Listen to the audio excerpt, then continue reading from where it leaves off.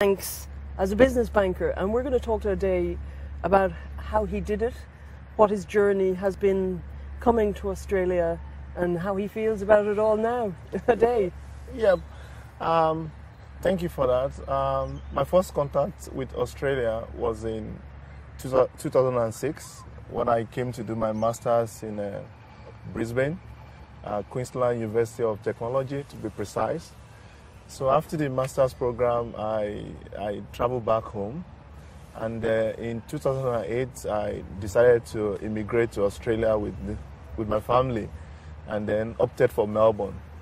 So when I came in, initially I was able to get a job as a business manager in a college, but I didn't really like it because I've been a banker for almost 10 years. Right. So I opted out at the end of the 6-month contract, and was now thinking of getting into banking, and then trying to figure it out. And it was pretty tough because number one, the issue of getting a perfect resume for the job market in Australia. At my own, I tried to do the best I could to my CV. Yeah, so I did that, and then after that, I tried in a lot of places, but nothing was forthcoming. It's a storm. You have to weather the storm. A storm happens after you arrive. Yeah. It's a good description. So it's, weathering the storm, it's going through all these issues and coping, dealing with it. You made a lot of sacrifices coming to Australia. So in the first place, you came as an international student, and you had to leave your wife and your son at home, and you didn't see them for 18 months. So that was all to progress your career. Was that with a view to staying in Australia long term, or just generally? Not at all, because career path back home in Nigeria, I was earning good salary. I was up there, and then I had everything working for me in my life. There's no feeling I can ever describe or my whole existence as the situation that surrounded my making up my mind to immigrate to Australia. It was like you're leaving a known world to an unknown situation, and it's very scary. Very scary. Well, I'm sorry to bring this in. I'm a Christian. I was just holding on to God. So you had a 6-month contract when you got to Melbourne, but then for a few months you were out work. Why didn't you go back to Nigeria? What kept you here? I've always had this belief that if you want to win, you don't quit. It's like I've left Nigeria, came to Australia with a mind to push my career to the next level. Mm-hmm. So, and I was not making progress at that time. So going back to Nigeria, I'll go back to Nigeria a failure, because I would have failed outrightly. So the only option left for me was just to hang on. That was just the only option, because and now you're hanging on. You've hung on, and it's more yourself and your wife have landed 2 fantastic jobs in banking. You've landed in business banking where you wanted to be. But it was really, even when we started talking on Skype at the beginning, your direction was very clear. You knew what you wanted. You just didn't know the methods how to get there. Yes, exactly, because I've thought over that for like over 2 years. So I knew what I wanted, but I didn't have the right approach. I didn't know how best to go about it. I saw what you wrote. I can't recollect the article, but you made a contribution on the article, and to me, I think I said Bill Gates would get a job in Australia because he doesn't have local experience. Yeah, so exactly. So that struck me, and I was saying, maybe I should get in touch with this. I never met you then. Maybe I should get in touch with this person and see. At that point, I was still not convinced. Not convinced. I just said, okay, let me have a chat with this person and see. Most people come to Australia, most migrants from my part of the world, like I'm not talking generally now, without having a clear focus of what they actually want to achieve. So if they come in and they face the storm, I would say, in my own way, then they give in to anything. Just as you were talking to me, you were offered a part-time job in one of the banks, right? And you were debating, you were saying to me, what do I do? Take it, not take it? It's not really what I want.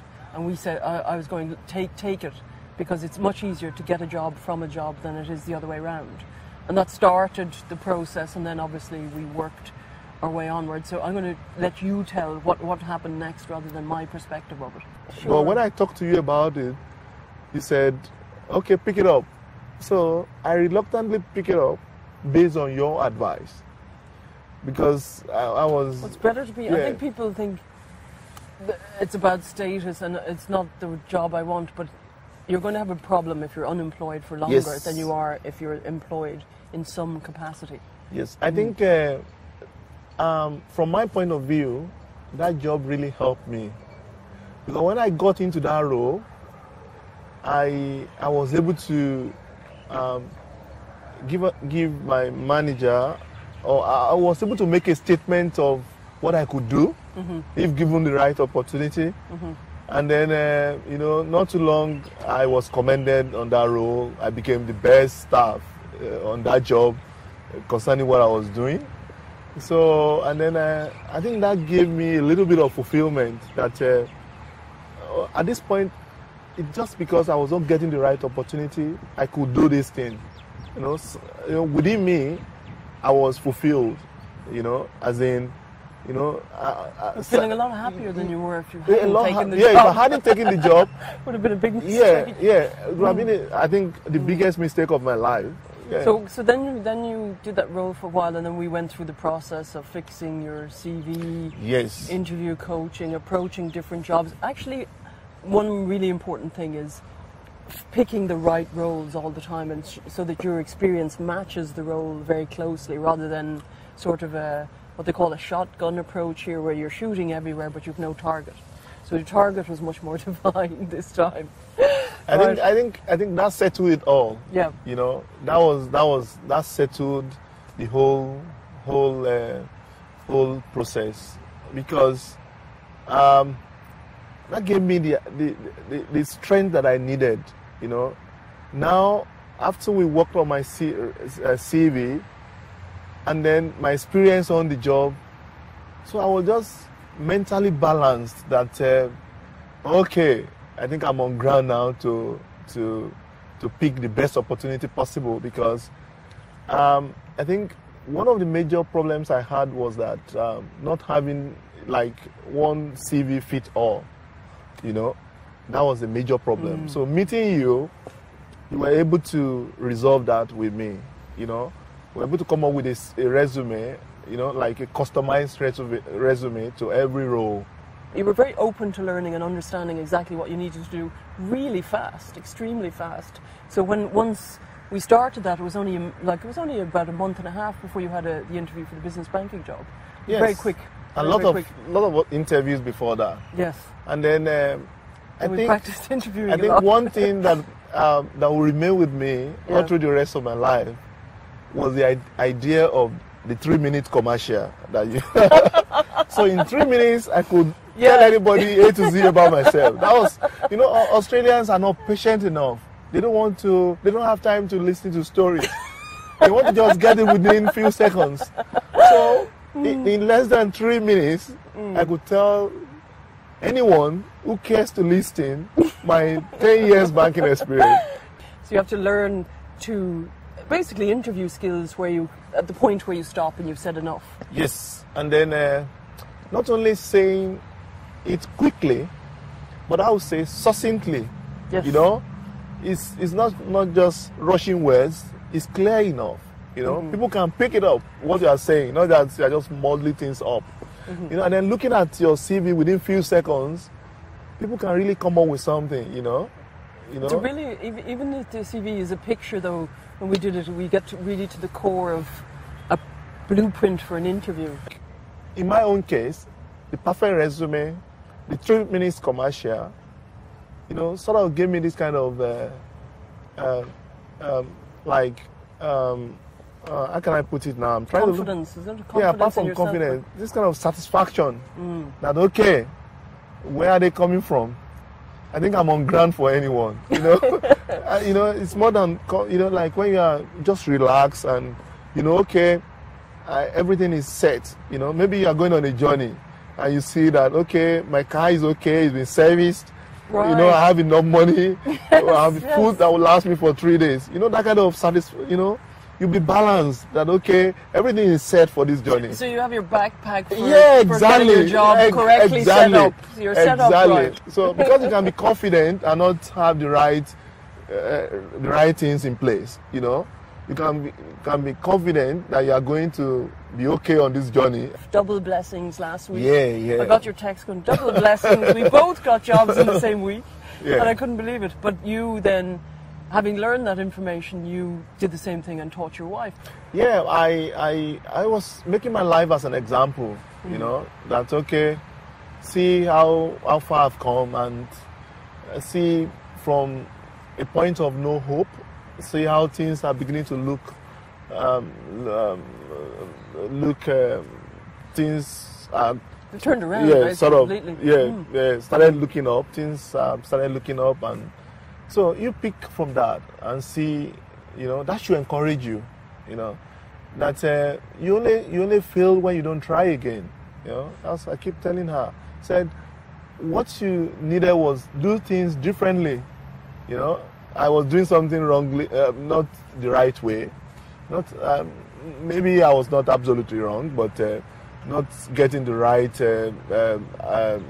information, the right coaching, and the right advice. So I was going about my job search the wrong way.